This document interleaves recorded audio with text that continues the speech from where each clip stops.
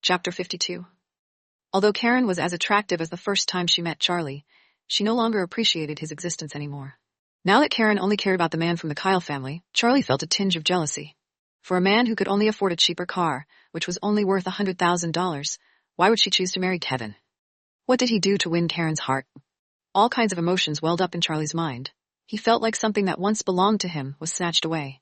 In all his life, he always got what he wanted. He must win Karen back from Kevin. He continued, his company is in danger now, but he still has not made a move yet. What on earth is he thinking about? Did I overestimate him? Maybe he is not as great as I think he is. Duncan said, young master, the Gook family is one of the strongest family here. Once the news is exposed, most companies will not cooperate with innovative tech anymore. In that case, his company will need a miracle to turn the situation around. In the beginning, Charlie was still treating that company as a competitor, but now he found out that Kevin is not as strong as he thought. It seemed that he really overestimated the important individual. Karen, why did you stay by the side of such a useless man? Come back to me. I can give you all that you want. Isn't that better? Charlie ignored Duncan's existence and murmured to himself. Duncan added, young master, do you need me to warn Kevin? He's too dull to understand the real purpose of you is to win Miss Karen back. Go and arrange a meeting with him. Charlie spat out, I want to meet him and let him know the difference between us. He doesn't deserve the woman I love. It had been a few days after Kevin recovered from a fever, and Kevin had already left for a business trip for a few days, but Karen was still stuck in that day. Karen felt that Kevin was acting very strangely that day. He spoke to her in a very seductive voice, and he looked at her with a very gentle gaze that she had never experienced before. That day, she said she will rest with Kevin for a while, but in the end, she slept longer than him. When she woke up, she looked at Kevin's charming eyes. His gaze was so charming, yet it appeared to mix with emotions. When she was about to say something, he suddenly lowered his head and kissed her hard. He kissed her so hard she could not catch her breath. Then he said something. Karen, are your lips made from poppy? Karen didn't know what he meant and tried to clarify, but when she saw his naughty smile, Karen instantly knew that poppy is something poisonous and leaves a long-lasting stain once you've touched it. Thinking about what Kevin said, Karen subconsciously pursed her lips, which still felt numb from his kiss. Karen, what is on your mind? I am already here for a long time, but you still ignored me. Faye's voice brought Karen cruelly back to reality. Karen then saw Faye staring at her in disappointment. Karen quickly poured her a cup of tea and said, Sweetheart, I am sorry you have to bear with me like this. Here, have a cup of tea. Faye sat down in front of Karen and picked up the teacup. Then, she took a sip of tea, but she did not stop staring at Karen. Faye looked at Karen for a long time and said, Look at your face. It's glowing. It's written all over your face.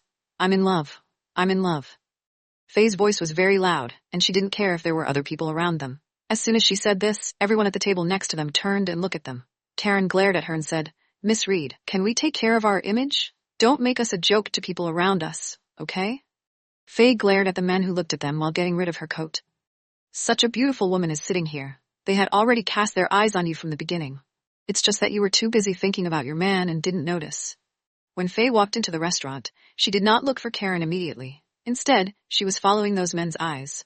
She would definitely find Karen from the men's gazes. As Faye expected, following the gaze of the two performers, she saw Karen sitting in the corner.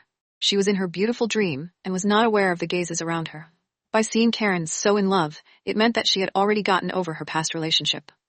Faye was very happy for Karen. It seems that the only way to stop you from talking so much is to stuff your mouth with more food. Karen handed the menu over to Faye. I ordered the double-flavored hot pot. I'll leave the dishes to you. Beef slices, cabbage, mushrooms, all of these are essential when eating hot pot. Faye mentioned no less than 10 dishes without panting. It's proven that she really loves to eat. Karen and Faye had been visiting most of the good restaurants since high school. Once, they loved eating food in a restaurant and written an article for the restaurant. The article was then picked up by a food magazine. The editor of the food magazine found them and wanted to have them write a column in the magazine. The two of them had been friends for about 10 years now.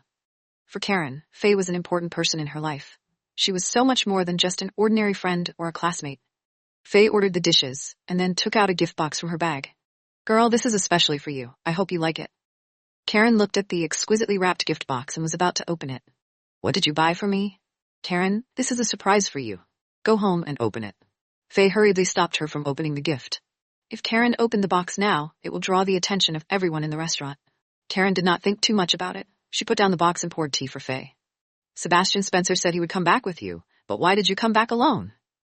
A company like Rovio is too big. It's not easy to apply to be transferred back to the USA.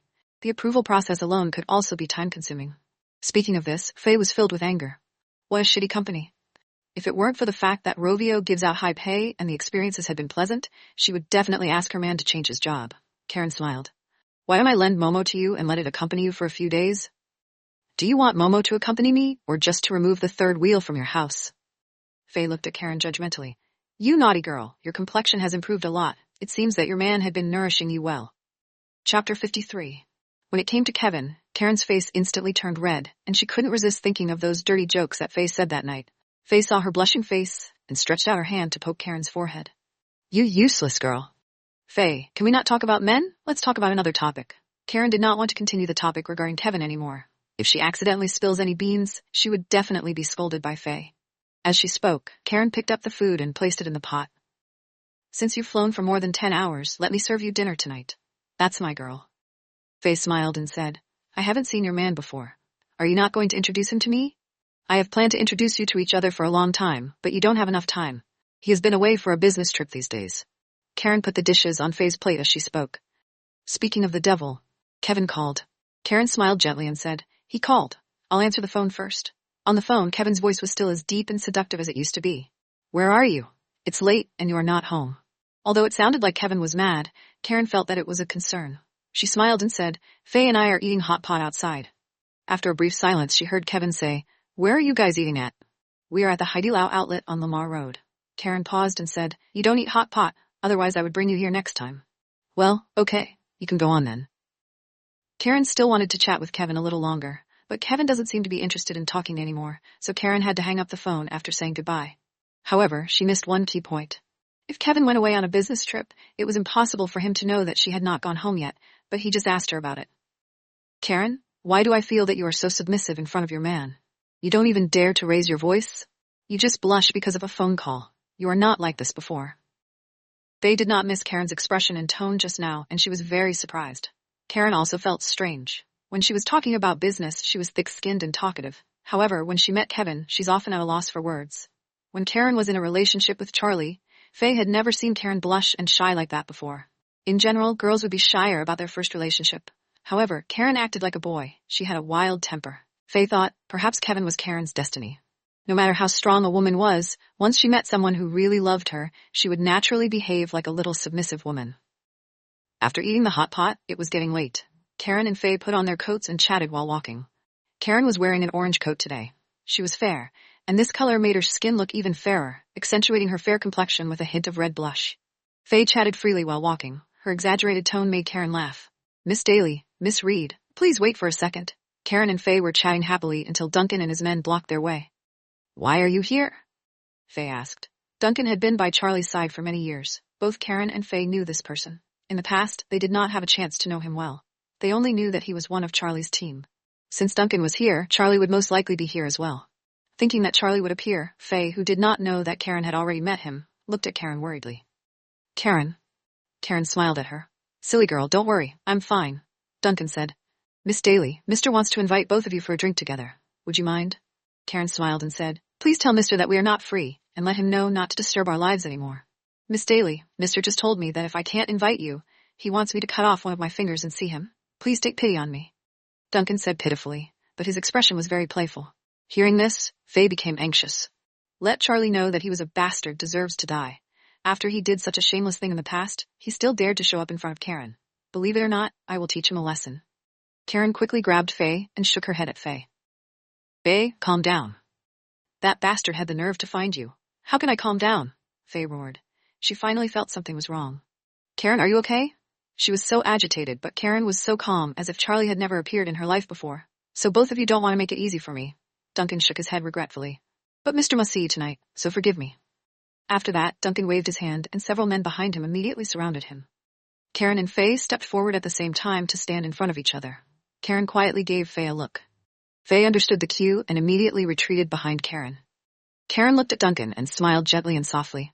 Duncan, we are old friends, don't you think so? Duncan said. So, is Miss Daly willing to go with us? Karen nodded with a smile on her face. Mr. is so thoughtful. What reason do I have to refuse your grand invitation? Just as Karen was dealing with Duncan, Faye had quietly dialed 911. After a while, estimating that it was connected, Faye pulled Karen back and deliberately said loudly, Karen, you can't go with them. I believe that this is a federal society, and they are not bold enough to openly kidnap us. Karen acknowledged her friend's efforts to support her. She said, Faye, they just want to kidnap us, but their target is me. This is Lamar Road No 200. It is not far from your house. You can go back and leave me alone. Duncan said, since Miss Daly said that this was a kidnapping case, then we should do it. Boys, let's invite Miss Daly to get in the car. Who dares to touch me? When those people gathered around, Karen broke out of her gentle image and shouted angrily. It worked. She scared the people who were close to her. However, chucking and looking away could only last for a short period of time, and Karen and Faye could only pray that the policemen patrolling nearby could arrive before they were taken away. Duncan added, Brothers, please get Miss Daly in the car. I'll see who dares to touch her. A deep and cold voice sounded behind them, making people shudder. Chapter 54. Hearing the voice, everyone looked back at the same time and saw a man in a silver-gray suit standing behind them. There seemed to be a faint smile in his eyes under the gold-rimmed glasses, but that smile made people chill from the bones, making people want to just fade away in the background. Duncan was the first to come to his senses. Oh, I wonder who is it? It turned out to be Director Kyle, the boss of Innovative Tech. My young master also wants to see you, so you can go with us. However, Kevin did not even look at Duncan. He walked gracefully and steadily to Karen and reached out to touch her head. I told you to try not to go out at night. You are always disobedient. You deserve to be punished. His voice was deep and seductive as usual, without any hint of emotions. One would say he would only act emotionally around Karen. Kevin's behavior made others think that he would really punish Karen for not going home after work. At the moment when she heard Kevin's voice, all the worries and fears in Karen's heart disappeared immediately. She looked up at him with a smile. Their eyes locked onto one another. After looking at each other for a long time, Karen remembered that Kevin said he was on a business trip. How could he suddenly appear here? With a lot of doubts, Karen opened her mouth and wanted to ask, but Kevin stretched out his fingers and pressed her lips. Let's talk about it when we get back. Karen closed her mouth and nodded gently, being ignored so thoroughly, and the people he brought with him were still retreating. Duncan was very angry. He roared, You guys, take this bitch couple to Master Charlie. He will reward you. Perhaps because Kevin was too powerful, the people working with Duncan looked at Kevin from a distance. But none of them dared to take a step forward. Not only did his subordinates not to come forward, but Duncan's heart was also trembling. He didn't even know why a president of a small company, Innovative Tech, could be so powerful. Kevin did not do or say nothing, but he gave people a feeling that he could look down on everyone. Kevin was just the president of a small company. There was nothing to be afraid of. Duncan encouraged himself, but he still dared not approach Kevin. He began to regret his decision that he made personally. He wanted to invite Karen back to give Charlie a surprise, but now he was in a dilemma. He looked at Kevin and felt ashamed if he had to run away with his men. But he didn't have the courage to attack. Even Faye, who usually had a bad temper, was lost in her mind because of Kevin's presence. How could there be such a handsome man in the world? Faye looked at Kevin and took a breath. This man was much more good-looking than in the photo. If he didn't belong to Karen, she would have thrown herself at him. At this time, the patrol officers who were patrolling nearby also rushed over as soon as possible after receiving the call. They didn't even ask about the situation, but just took a look and confirmed that Duncan was a bad guy. The leader said, Since you are so playful, come with me to the police station and have a cup of tea. Duncan reacted and said arrogantly, Do you fucking know who I am? You want me to drink tea with you? I don't think you'll have your job anymore. I don't care who you are. When you make trouble in my place, you have to be mentally prepared. The leader was a young man. The most important feature of young people was that they were fearless. They didn't care who you were. As long as you were caught by them, they would catch you and put you in jail first. Arrest me. Duncan stretched out his hand and made a gesture of being handcuffed. Come on. If you dare, you can put us in prison. I want to see who is unlucky. Duncan had caused a lot of trouble in the Midwest before, thinking since he was backed by Charlie, it would be safe. But, because he was Charlie's supervisor, those people would more or less let him go for Charlie's sake. The Gook family's root was in the Midwest, and its greatest power was also in the Midwest. However, Duncan thought that Gook Empire would be seen as a small company in North Hill City, so no one would buy his account. The leader picked up the handcuffs and handcuffed Duncan. Son, let's see who is unlucky. After the leader handcuffed Duncan, several other police officers also handcuffed the other men of the scene as fast as they could. When he left, the leader reminded Karen kindly, For a beautiful lady like you, I suggest you go home earlier in the future. Don't let these dirty thieves think about you. Karen was really ashamed. She secretly looked at Kevin and found that he looked calm as usual, so she was a little relieved. Karen quickly pulled Faye over and said, Kevin, this is my best friend and my only good friend, Faye Reed. Kevin smiled politely. Hello, Miss Reed. After waiting for a long time for Faye's answer, Karen looked at her and found that Faye was staring at Kevin in a daze. Karen was really embarrassed. When did this girl Faye ever lose her self-control? How could Faye lose her own mind in front of Kevin? Karen quickly pinched her. Faye regained alertness and said, "Damn, you are so damn good looking." For the first time, she regretted admitting that Faye was her bestie. She should pretend that she didn't know this girl. "Miss Reed, you're very straightforward. No wonder Karen and you can become such good friends." It was very rare for Kevin to say such a long sentence to a stranger whom he met for the first time.